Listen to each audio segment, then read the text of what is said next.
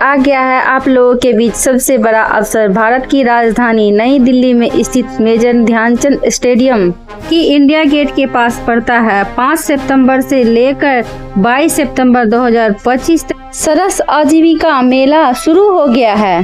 चलिए आज हम आप लोगों को ले चलते हैं मेजर ध्यानचंद नेशनल स्टेडियम में। का आयोजन ग्रामीण विकास मंत्रालय द्वारा किया जा रहा है। तो ये एंट्री गेट है, यहाँ पर एंट्री करने की कोई फीस नहीं लगती। सुबह के 11 बजे से लेकर रात के 9:30 बजे तक आप इस मेले में टाइम स्पेंड कर सकते हैं। ये एक ऐसा मार्केट प्लेटफॉर्म है जहाँ पर 400 से अधिक स्टॉल लगाया गया है और स्टॉल का थीम रखा गया है मेकिंग ऑफ लाखपति दीदी। चलिए सरस आजीविका मेला के अंदर क्या क्या है और इनकी क्या विशेषताएं है मैं आपको बताती हूँ। वैसे सबसे बड़ी विशेषता है तो मैं ये मानूंगी कि यहाँ पे जितने भी स्टॉल लगा हुआ है इनका कोई प्लेटफॉर्म फीस ही नहीं है और ना ही इसमें एंट्री करने का कोई फीस है। ये पूरा ही पूरा निःशुल्क है। तो चलिए सरस आजीविका मेला 2025 में और क्या क्या देखने को मिल रहा है मैं आपको बताती हूँ। सबसे पहले तो आप हमारे चैनल ब्यूटी ब्लॉग्स 2 को सब्सक्राइब नहीं किए तो सब्सक्राइब जरूर कर दीजिएगा और वीडियो को लाइक जरूर कर दीजिएगा। इस सरस आजीविका मेला में कम से कम 400 स्टॉल है और सभी स्टॉल में देखने लायक चीजें है। तो इस वीडियो को मैं 5 भागों में बांटी हूँ और हमारी वीडियो सबसे पहले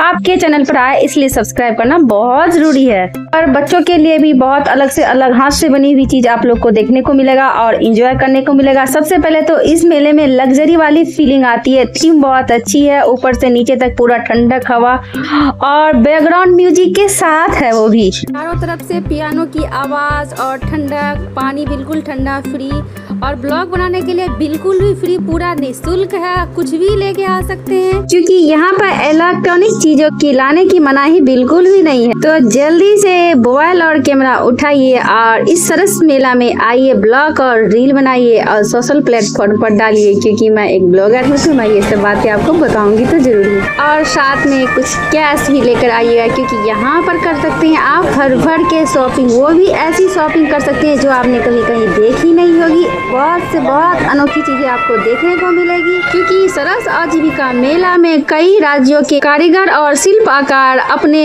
उत्पादों का प्रदर्शन करेंगे। और इस मेला की सबसे बड़ी विशेषता ये है कि जितनी भी कारीगर अपने राज्यों से आई है वो सारी कारीगर महिलाएं हैं, इसलिए इस मेले का थीम रखा गया है सरस आजीविका मेला लाखपति दीदी पवेलियन। यहाँ पर कई राज्यों के तरह तरह के व्यंजन खाने को मिलने वाले हैं। सरस आजीविका मेला का मेन उद्देश्य सरकार के द्वारा यह है कि ग्रामीण महिला स्वयं सहायता समूहों को अपने अपने उत्पाद बेचने के लिए ये एक अच्छा प्लेटफॉर्म है जहां पर खाना के व्यंजन से लेकर हाथों से बनी हुई हैंडलूम वर्क, खिलौने, कपड़े, गहने इत्यादि मिट्टी के बर्तन आपको देखने को मिलेंगे। तो चलिए हम आपको स्टॉल नंबर की सारी चीजें आपको दिखाती हूँ। ये देखिए हाथ से बनी हुई सारी फूल है और ये हैंड वर्क किया हुआ कपड़े हैं जो कि कॉटन के हैं, बिल्कुल शुद्ध कॉटन है। यहाँ के 400 स्टॉल में आपको हस्तकला, घरेलू हैंडलूम वर्क के सारे चीज आपको खरीदने को मिलेगा। ये देखिए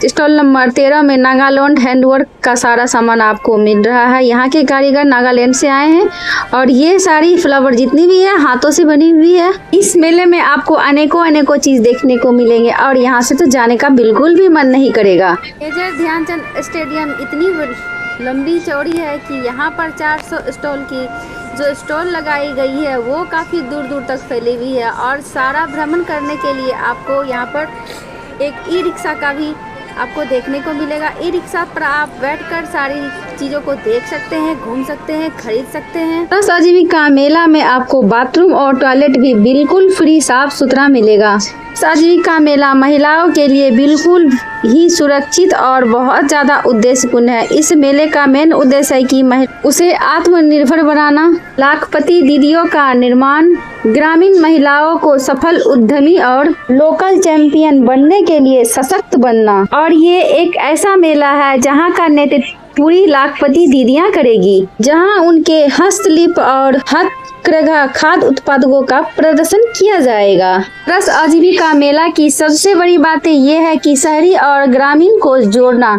इसका मतलब ये है कि जो लोग खुद सामान बनाते हैं, बेचते हैं और जो बिचौलिया होते हैं उनको बिकने के दौरान जो पैसे होते हैं वो उनके फायदे में जाता है। तो ये है कि इस मेले का मेन उद्देश्य ये माना जाता है कि जो महिलाएं घर की सामान को लाकर यहाँ सीधे डायरेक्ट बेचती है तो उनको ये फायदा होता है। यह शिल्प आकार एवं स्वयं सहायता समूहों की आय को बढ़ाने में एवं उनके आजीविका को मजबूत करने का एक माध्यम है।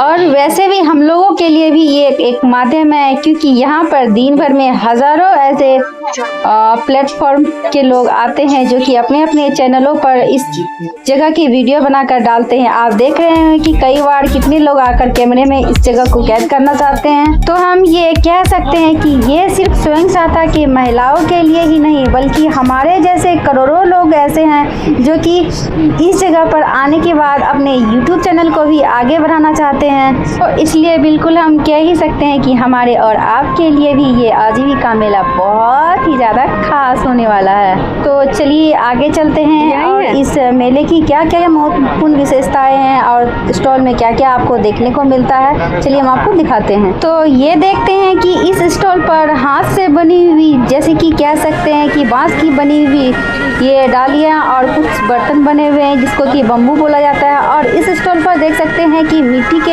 और लोहे की बनी हुई बर्तन मिल रहे हैं। चलिए आगे चलते हैं और भी कुछ मैं आपको दिखाती हूँ। ये इस दुकान पर देखिए ये कई छोटा छोटा बॉक्स दिख रहा है और ये बॉक्स भी बिल्कुल बम्बू की बनी हुई है जो कि हाथ की कलाकारी है। ये शायद मेरे ख्याल से ये डब्बा बना हुआ है, पर मुझे इसकी बातें समझ में नहीं आती है। थोड़े बहुत अंग्रेजी समझ में तो उनको आती ही आती है। और ये देखिए लोहे की बनी हुई बर्तन जो कि आयरन के लिए तो बहुत ही अच्छा है। अब ये मिल गया मेघालय की दुकान और यहाँ पे भी हाथ से बनी हुई है, बांस की बनी हुई टोकरियाँ हैं। और दूसरे ये मुझे लगता है कि ये कुछ कपड़े बने हुए हैं।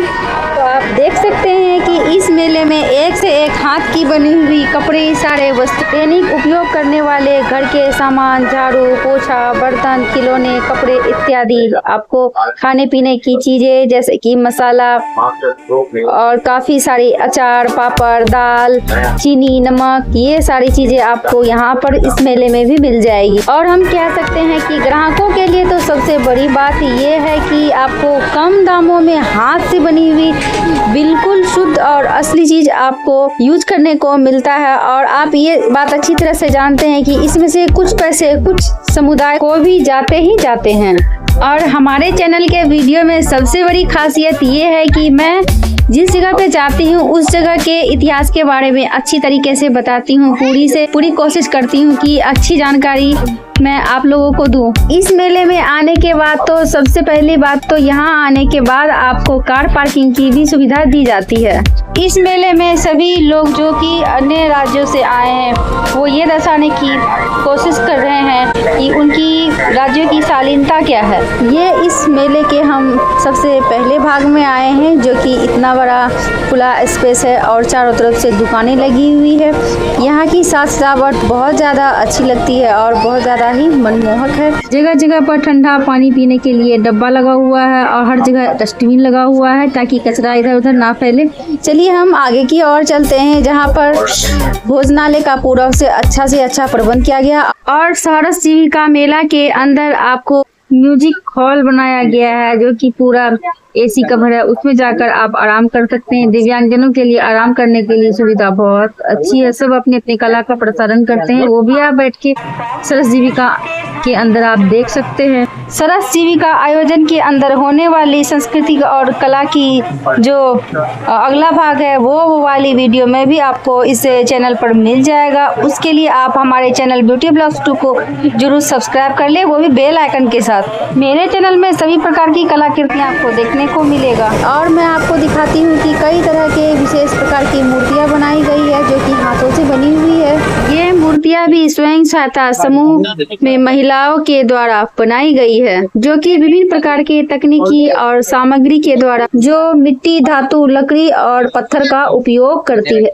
इन मूर्तियों में हम देख सकते हैं कि कई राज्यों की सांस्कृतिक और विरासत, देवी देवताओं के दर्शन आपको देखने को मिल रहे हैं और इन्हें शहरी ग्राहकों को बेचकर ग्रामीण महिलाओं का सशक्तिकरण बढ़ाया जा रहा है। भारत के सांस्कृतिक और विरासत को जानने समझने के लिए हमारे आने वाले वीडियो का इंतजार जरूर कीजिएगा और कमेंट में बताइएगा क्या आप भारत को विश्व गुरु मानते हैं।